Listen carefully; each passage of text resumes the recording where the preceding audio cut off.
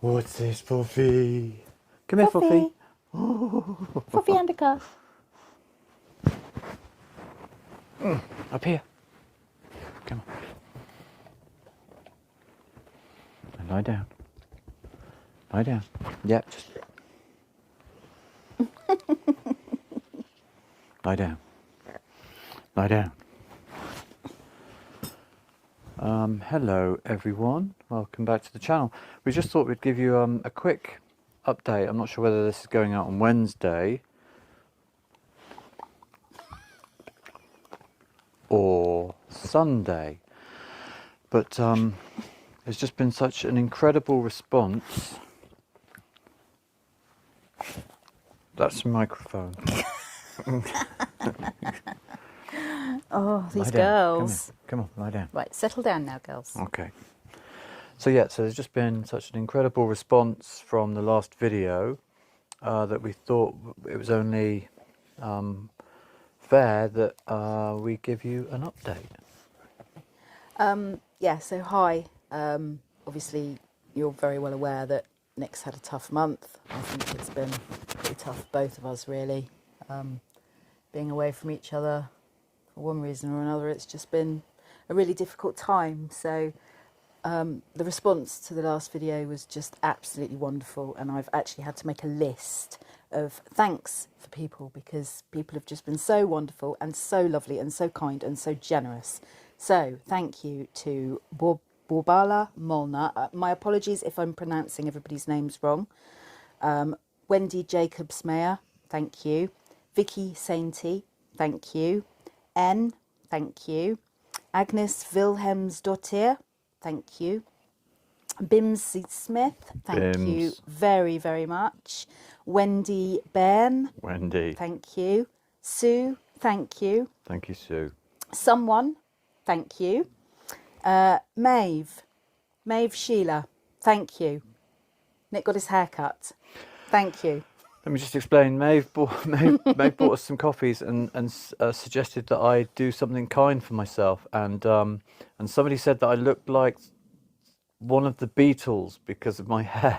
And I was really aware that my hair looked a mess. I just couldn't afford to get my hair cut. So I went and got my hair cut. Thank you, Maeve. It just made me feel $1 million. And I think we're going to show that in the video. Yes. Sarah filmed that. So anyway, that's for you, Maeve. Thank you.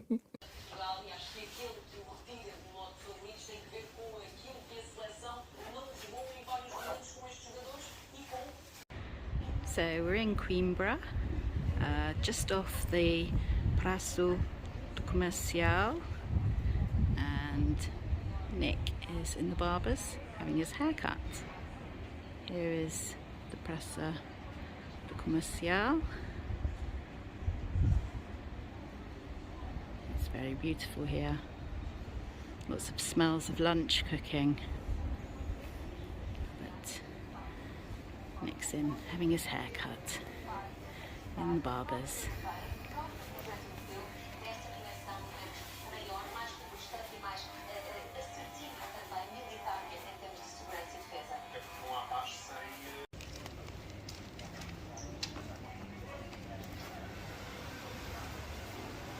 It's yeah, I was very touched by that.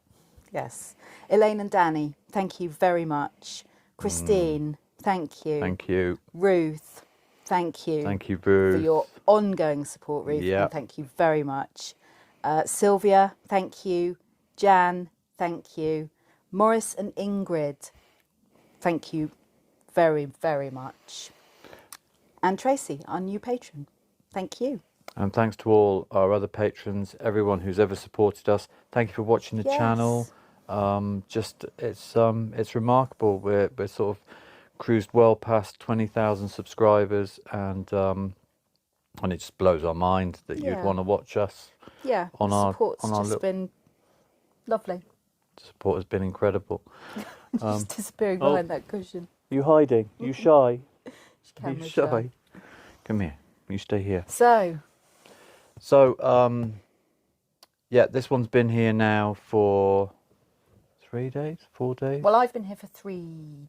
This is my 3rd day. Are you sure it's only 3 days? Feels like longer. Saturday, Sunday, Monday. Don't worry. Nick's going tomorrow. I'm going to be here on my own. Now they have our bed. And we sleep on the sofa. Yeah, it seems to work best at the moment. See, a lot of people have suggested and said, why don't you keep both of them? And we keep flip-flapping between, yes, we'll keep her, and no, we can't. And, you know, it's kind of like... Sorry, I've just got to see if that's Rui. You can explain why. I've just got to see if that's Rui. We went for a walk earlier on, and Rui Is that you, Rui? Puss puss? Rui got separated No? from us Is that not by Rui? a strange man walking through the woods, and it just spooked Rui. And Tommy's Rui out. ran off into the woods, and we kind of hunted through the woods, got him back, but he didn't like being picked up, and we just had to hope that he got back home. There's nothing we could Bloody do about it. animals.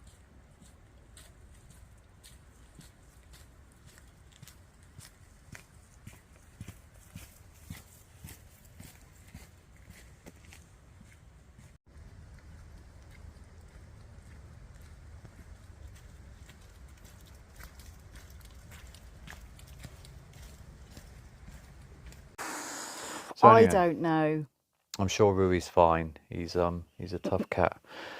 So yeah, so we've been flip-flapping between, do we keep both of the dogs? Obviously Foffy's not going anywhere. This one was found in a town called Lusar, which is about a 40-minute drive away. So, and this was when she first moved in. So we don't know whether she had walked to Lusar looking for her, and is this going to be a pattern that continues time and time again? We don't know that. Foffy is 5-6 years old. She's She's 5. 5. She's 2. She's 2 years old, and she's very boisterous, and she annoys Foffy sometimes. Sometimes they have great fun and they play together, and we'll show you that now.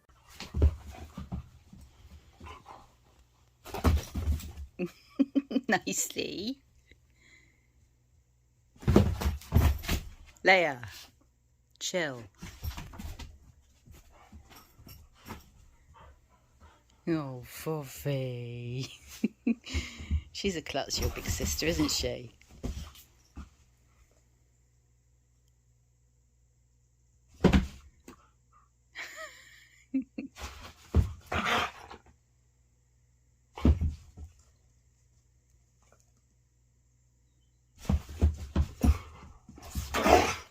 Play nicely, girls.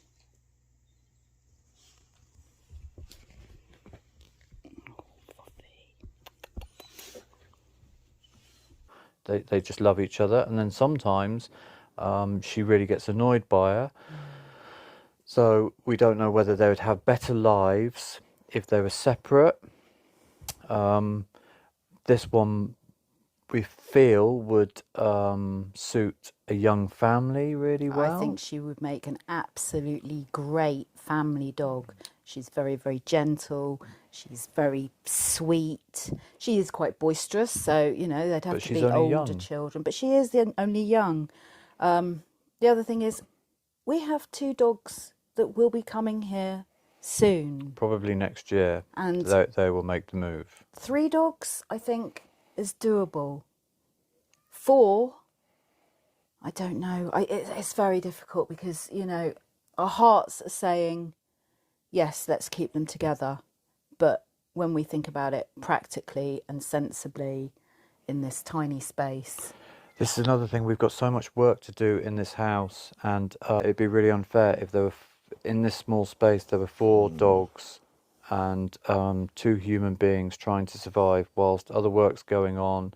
And also, we both need to work. So the ideal scenario is if we can find somebody close to Penella that can take Leia, and she can go and live with a family or somebody near Penella, and they can meet up and have play dates. And so they can go over to come over to each other's houses. They can see where each dog lives, and they'll both know that they're both happy and safe. They seem to communicate really well with each other. that's the perfect scenario. So we're kind of hoping that the American couple with the lovely kids just move here. That would be ideal. If you're watching, you know who you are. So anyway, this is another episode. There's not a great deal been going on, but there's we've done a few things, haven't we? Well, it's been, you know, catching up with each other, Yeah. going and having sunshine in a glass and nice cakes.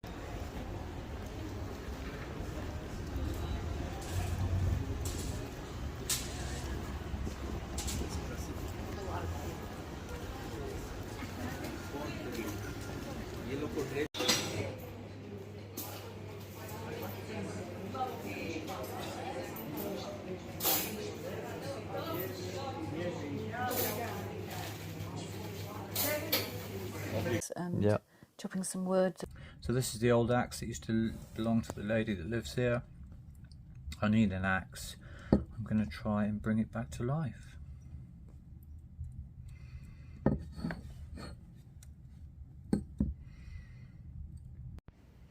So this was the axe of Delmira, the Portuguese warrior queen. And I've just given it a sand up. I've given the edge of the blade a bit of a whetstone, not much. And I just sanded the shaft just to make it look more Viking. And it feels amazing. Let's go and see how she chops.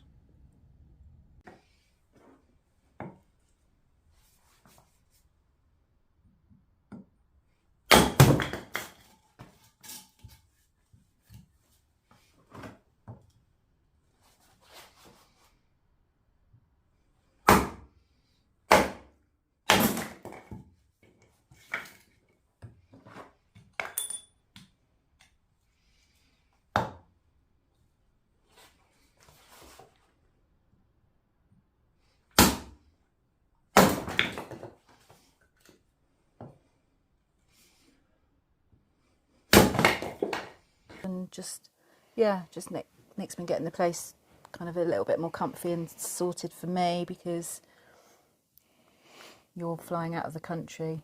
Yeah, I'm going back to Pariah Island for 2 weeks work, which I'm really looking forward to.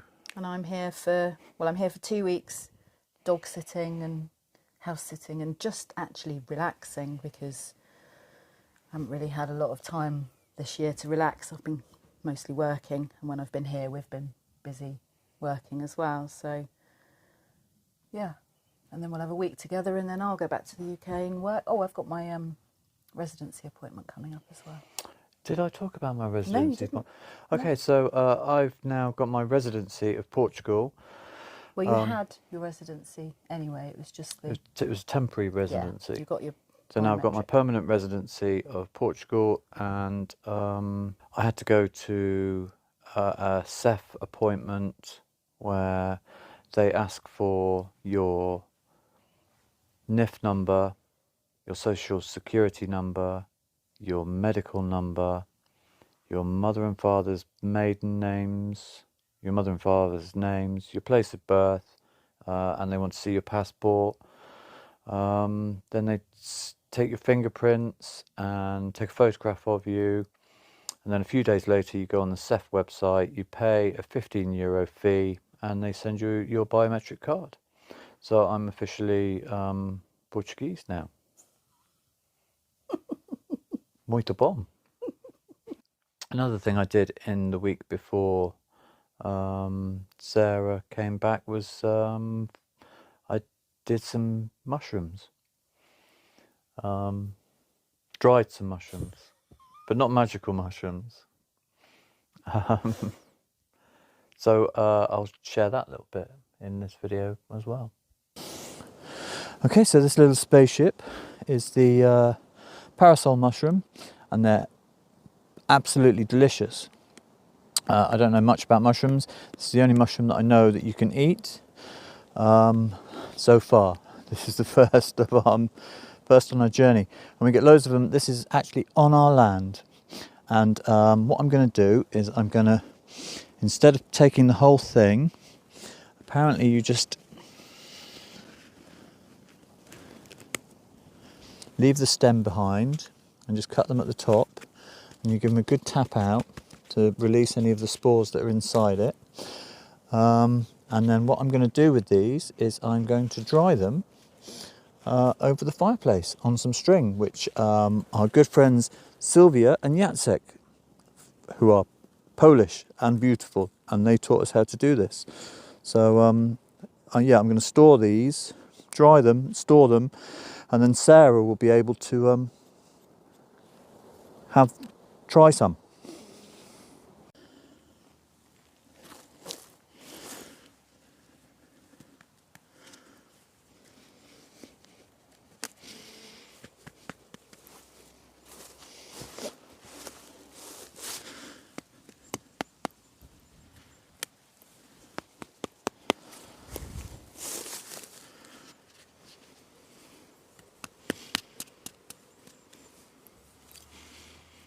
Oh boy.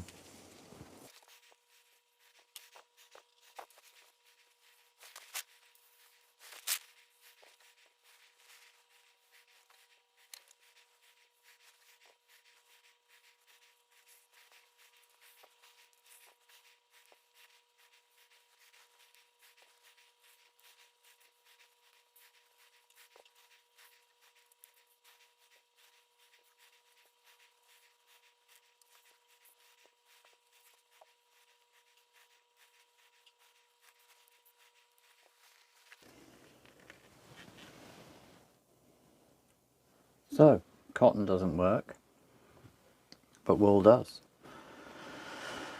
And let's get these bad boys hung up and see what happens.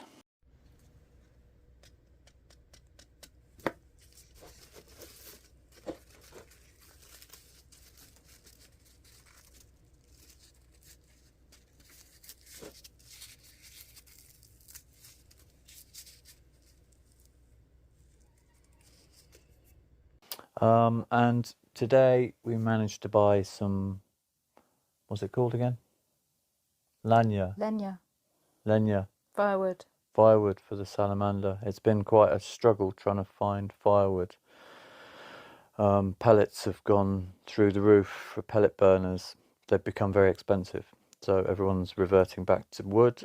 So wood's become expensive and harder to buy.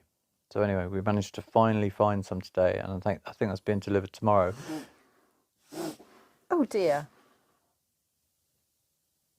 Which is lucky because I'm not here and we've pretty much run out of firewood. We've got a load to be processed. Vai tudo. Vai virando o puder. Aí ela descarrega para trás. Ela descarrega para trás. Não, vou incentivo. Então tá bom assim. Sim, tá bom então. Tá bom. It's going to lift the thing now and it'll all just fall. I think. Se calhar até isto não está aqui a estrovar, não. Ó, Silvino. Eu não sabia que esta porra tinha báscula. Eu acho lá fora de feio, não é brincar. Vai. We're going to be up forever. Vou botar um pouquinho para a frente. Eu estava a dizer, pá, mas esta merda se fosse confortável, mas isso... So, we had a delivery of wood for the wood burner the other night. Unfortunately it was dark, it was late, it was in a very short period of dry weather. I had every plan of stacking it all very neatly, but when the truck arrived with 3 cubic metres of firewood, lenha, on the back of it, I realised that that wasn't quite going to happen. I don't know how much I thought 3 cubic metres was, but I didn't think it was as much as it was. I don't know. Anyway, yeah, so I didn't film the process of me and Teresa and Lionel throwing it into the basement of the ruin, which we literally did.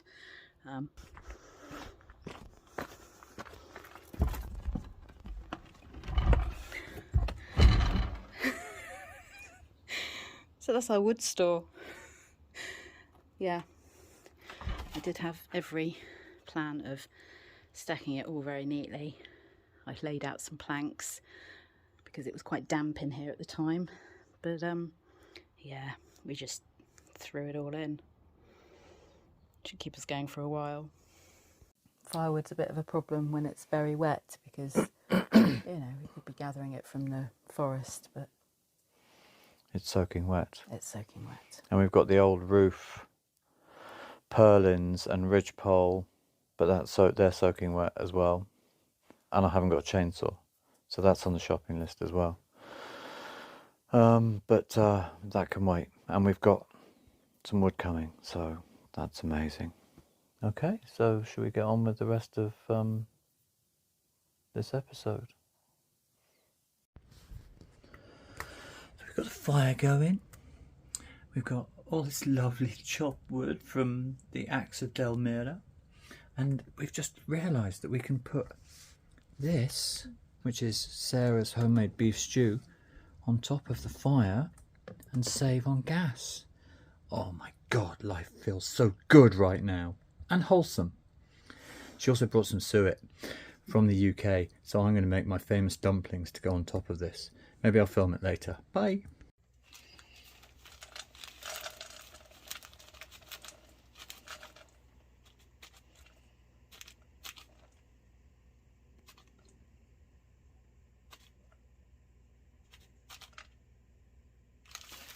Grams of delicious Atora suet.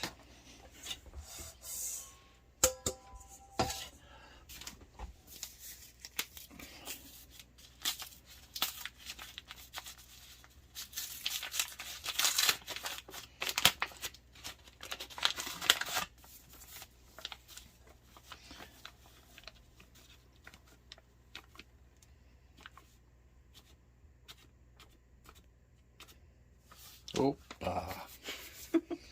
gonna have to redo that. 100 grams self-raising flour. It's got to be self-raising flour, otherwise they won't puff up. There you go.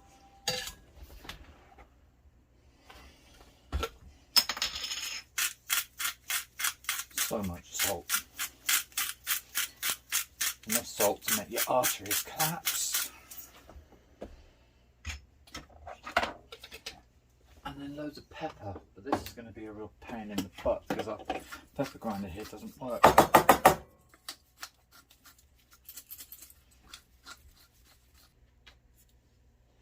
Hey, I Puffy. wonder if there's a trick to this. Hey, Puffy.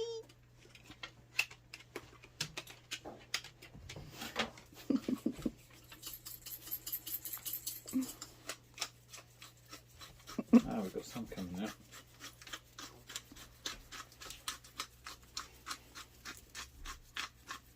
Yes, I managed to fix it. There's a delicious pepper.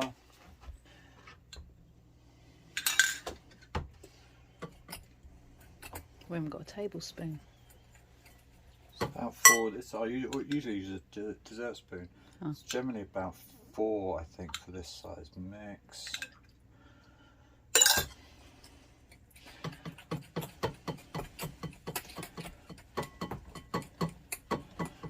Just bind it together with a fork. It's so easy to do. Maybe it's 8 for this size mix.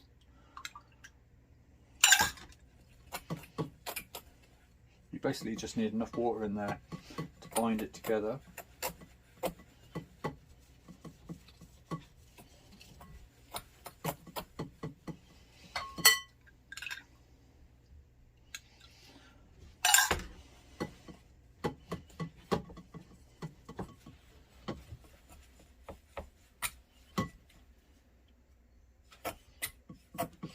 It's quite small dessert spoons, so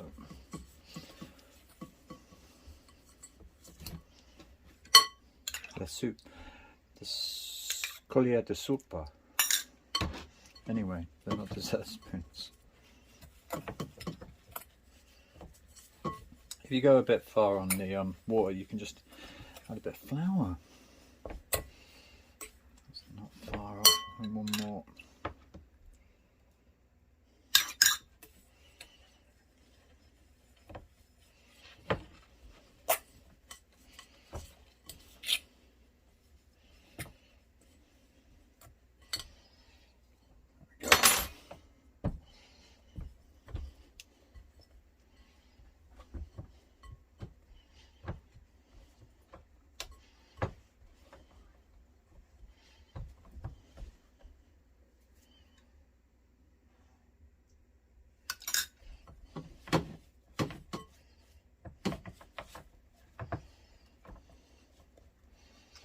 Now, our good friends Rod and Denise, they shared their dumplings and stew that they'd made here in Portugal. Where did they get their suet from? I don't know, maybe they brought their suet with them from the land of suet. We have to find out. Yes, if you know, if anybody knows if you can buy suet We must be able to, just not seen it. in Portugal. I don't even know what it's called. In Portugal, if anybody knows where you can buy suet or what it's called in Portugal, then leave a comment down below. Okay, and then we're just going to carve this up into 1, 2, 3, 4, 6, 7, 8. So that's 5 for me and 3 for Sarah. And then you just roll them into little balls.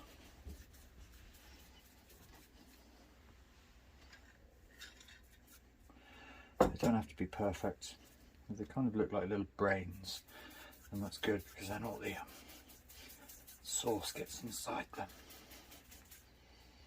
Opa. And that's how you make English dumplings. They're little beefy fat balls of fluffy deliciousness. I've made so many dumplings in my life. I sometimes think I'm the dumpling king. Okay, and then we take them over to the pot.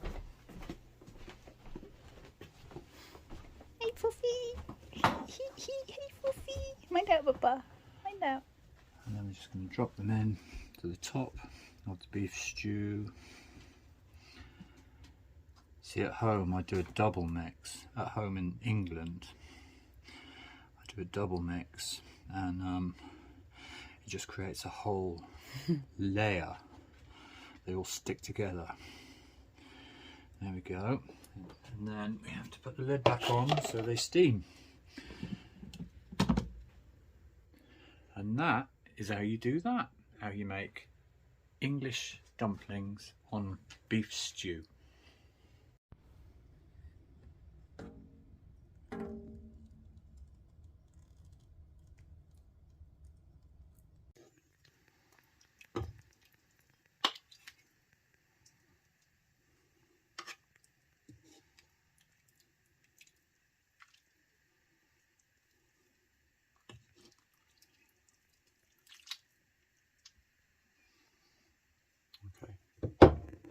So thanks for watching. I hope you've enjoyed this episode. If you could please like, comment, share and subscribe, and hit the notification bell.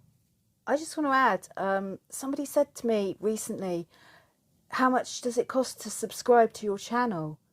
And it's free. It's free. As long as you have an email address, it's free. So, As long as you've got a YouTube account. Yeah.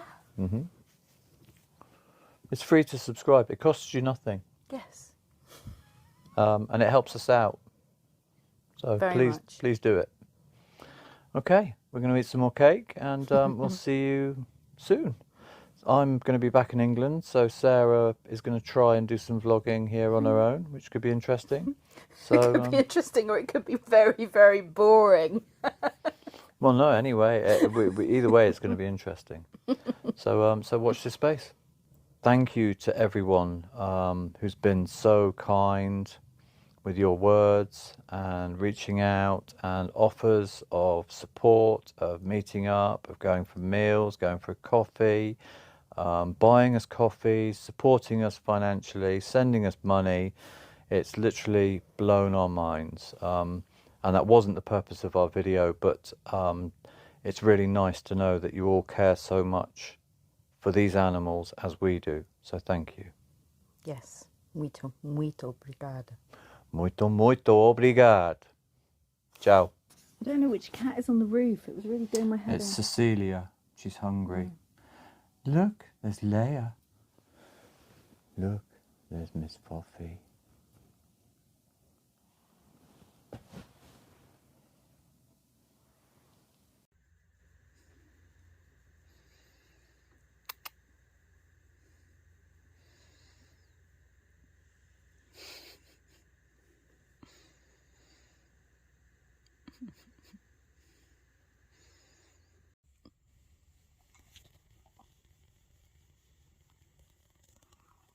She's nearly as big as you. Oh, you're a nice dog. Oh, you're a nice doggy. Oh, you're a nice doggy. You're a good girl.